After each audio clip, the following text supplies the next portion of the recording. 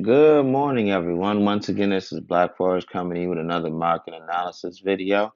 This morning, we're going to be looking at the NZDUSD, also known as the Kiwi US dollar.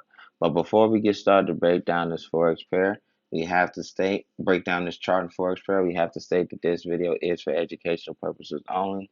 This is not financial advice, okay? But we all know why you guys are here. You guys are here to find good, credible Forex content that can help improve your ability as a trader and to help put some extra money in your pocket, especially in these troubling times. Okay. So with that being said, let's go ahead and break down this chart and this Forex pair. All right. Now, before we get started to talk about the technical analysis, what's physically going on the chart, let us discuss what is happening with the NZD and the USD respectively, okay? So the NZD, also known as the Kiwi, we have not had a lot of news come out about it this week. I don't think we have any news came out about it this week, but it looks like we do have some news coming out about it coming into the latter part of this trading day.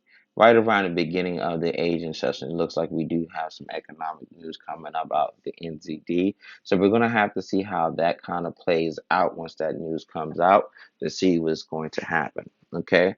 Now, with the USD, we did have some moderately negative news come out about the USD, but we do have a lot of USD news coming out throughout the opening around 8:30 Eastern time today. So if this news comes out a lot more positive than negative, then or positive overall, and also along with lowering gas prices, we will see a strengthening of the USD.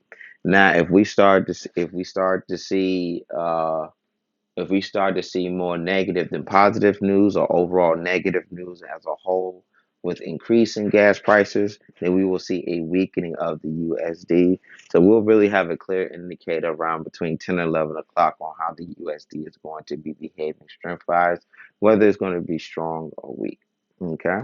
So with that information said, and let's see, yeah, the next NZD news does not come out until looks like 11 o'clock today. And we do have some NZD news coming out at 5. So we got some 11 o'clock news coming out at NZD about 11.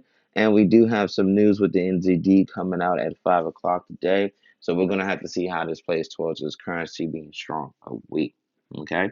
But now let us talk about what's happening on the chart from a technical analysis standpoint. So as you can see, we was in an uptrend for quite some time, almost like about 10 weeks. Okay. Then we did have a slowing of the momentum down. It's not going up as aggressively as it did before. It did come down and it did shoot back up. Now it looks like it's stalling back out. So what can we possibly happen here? We can start develop a new range in this area here before price comes back down. Okay, because we're basically at, let's see, when was the last time we were this high?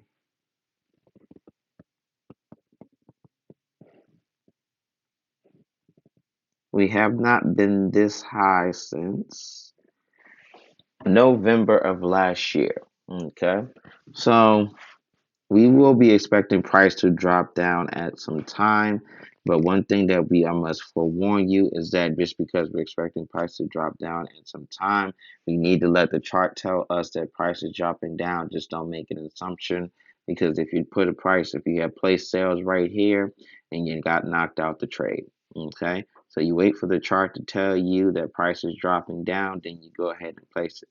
So what you want to see is a range builds up, then aggressive break in that range. You want to see a range build up in this area here, an aggressive break in that range, a pathetic push up before it continues to go down.